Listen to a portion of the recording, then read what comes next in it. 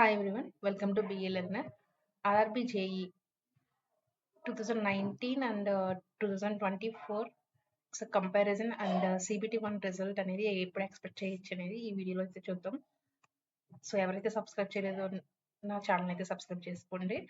So 2019 వచ్చేటప్పటికి మనకి notification అనేది డిసెంబర్ ఎండింగ్లో 2018లో రిలీజ్ చేశారు.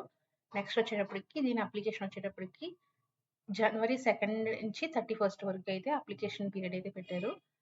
నెక్స్ట్ వచ్చేటప్పటికి నోటిఫికేషన్ అనేది మనకి డిసెంబర్ ఎండింగ్కి వచ్చింది. సో దీనికి అండ్ CBT1 ఎగ్జామ్కి అయితే 5 months గ్యాప్ అయితే వచ్చింది. మే 22 నుంచి సో జూలై 2 వరకు అయితే మనకి ఎగ్జామ్స్ అయితే కండక్ట్ చేశారు. సో మనకి ఇప్పుడు CBT1 రిజల్ట్ వచ్చేటప్పటికి ఒక 30 అండ్ సో 42 డేస్లో అయితే రిజల్ట్ అయితే వచ్చేసింది. ఇక్కడ మనకి ఎగ్జామ్ CBT1 కండక్ట్ అయిన దగ్గర నుంచి. అండ్ నెక్స్ట్ వచ్చేటప్పటికి CBT2 అనేది within 15 days gap. So within 15 days gap CBT1కి CBT2కి మధ్య ప్రిపరేషన్ గ్యాప్ అనేది. ఓకే, సో ఈ రెండింటికి గ్యాప్ అనేది తక్కువ ఇచ్చారు. ఇక్కడ మనకి ఎక్కువ వచ్చింది, ఇక్కడ తక్కువ ఇచ్చారు. నెక్స్ట్ వచ్చేటప్పటికి మనకి ఈ CBT2 అనేది వెంటనే ఒక 15 డేస్లో కండక్ట్ చేస్తారు. సో 28 నుంచి అండ్ ఒక 5 డేస్లో కంప్లీట్ అయిపోయింది. సో మనకి ఇక్కడ వచ్చేటప్పటికి ఏంటంటే సో CBT1కి మనకి కాంపిటీషన్ అనేది ఎక్కువ ఉంటుంది. సో అందుకని గ్యాప్ అనేది ఎక్కువ ఉంటుంది. సో ఇక్కడ వచ్చేటప్పటికి సో రెడ్యూస్ అయిపోతారు. సో మనకి ఇక్కడ గ్యాప్ అనేది కూడా ఒక 5 డేస్లో కంప్లీట్ అయిపోతుంది CBT2. సో ఎప్పుడైతే CBT2 కంప్లీట్ అయిపోయిందో అండ్ వితిన్ 1 month వితిన్ 30 డేస్లో అయితే మనకి CBT2 రిజల్ట్ అయితే వచ్చింది. సో ఇది వచ్చిన వెంటనే మనకి వెంటనే మన మెయిల్కి కానీ మన మొబైల్కి కానీ సో డాక్యుమెంట్ వెరిఫికేషన్ చేసుకోమని వచ్చేస్తుంది. సో మెడికల్ డాక్యుమెంట్ వెరిఫికేషన్ వచ్చేటప్పటికి November and end of the డిసెంబర్లో మనకి RRB JE ఎవరు సెలెక్ట్ అయ్యారు అనేది టోటల్ 12 months ఆఫ్ పీరియడ్స్లో సో RRB JE అనేది సో ఎవరు క్యాండిడేట్స్ సెలెక్ట్ అయ్యారు అనేది తెలిసిపోయింది. ఓకేనా. అండ్ నెక్స్ట్ వచ్చేటప్పటికి మనకి సో ఇప్పుడు ప్రజెంట్ 2024 జూలై 27th అయితే మనకు నోటిఫికేషన్ రిలీజ్ అయింది. సో మన ఈ అప్లికేషన్ పీరియడ్ వచ్చేటప్పటికి జూలై 30 నుంచి ఆగస్ట్ 29 వరకు అయితే మనకి అప్లికేషన్ అయితే ఫిలప్ చేసాం. అండ్ మనకి వచ్చేటప్పటికి డిసెంబర్ 16th నుంచి స్టార్ట్ అయ్యాయి ఎగ్జామ్స్. సో మనకి 18th కల్లా ఫినిష్ అయిపోయింది. అండ్ నెక్స్ట్ వచ్చేటప్పటికి మనకి రిజల్ట్ వచ్చేటప్పటికి ఇప్పటికే ఒక 55 డేస్ గ్యాప్ అయితే వచ్చింది.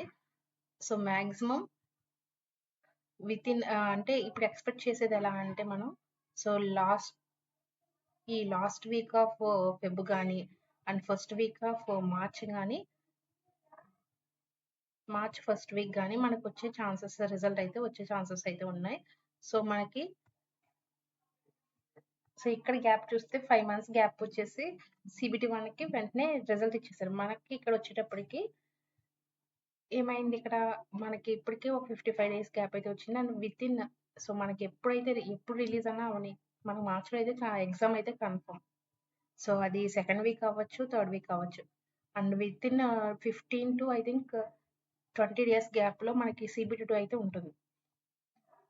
ఓకే. అండ్ నెక్స్ట్ వచ్చేటప్పటికి CBT2 రిజల్ట్ అనేది మేలో ఎక్స్పెక్ట్ చేస్తున్నారు.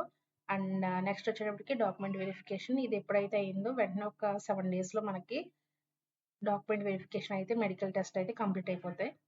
సో ఎండ్ ఆఫ్ ఆగస్ట్లో అయితే సో మన RRB JE ఎవరైతే క్యాండిడేట్ సెలెక్ట్ అయ్యారో ఆగస్ట్లో వాళ్ళకి సెలెక్టెడ్ పీపుల్ అనే వాళ్ళు ఆగస్ట్లో తెలిసిపోతుంది.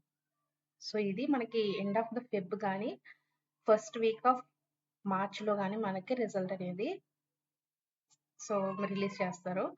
సో ఇప్పుడు చూస్తే 2019 వచ్చేటప్పటికి CBT1కి CBT2కి ఓన్లీ 15 డేస్ గ్యాప్ అయితే ఉంది. ఓకే, మనకి ఇక్కడ ఏంటంటే 1 to 2 months గ్యాప్ అనేది షెడ్యూల్ ఇది ఎక్స్పెక్టెడ్గా అంతేగాని కన్ఫర్మ్ కాదు. జస్ట్ ఒక 20 డేస్ ఉంటుంది అనుకుంటున్నా.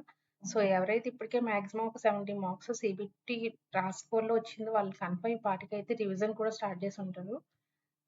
సో మనకి ఎవరైతే ఎండింగ్లో 55, 51 వచ్చి ఆగారో వాళ్ళు నార్మలైజేషన్ మీద బేస్ అయ్యి సో వాళ్ళు నార్మలైజేషన్ అయినాక మనకు వచ్చినాక స్టార్ట్ చేద్దామని కొంతమంది అలా ప్రిపేర్ అవుతారు. ఓకే. సో, ఇది మనకి గ్యాప్ అనేది 2019-2014 యొక్క analysis. Okay. So, subscribe channel. Thank you.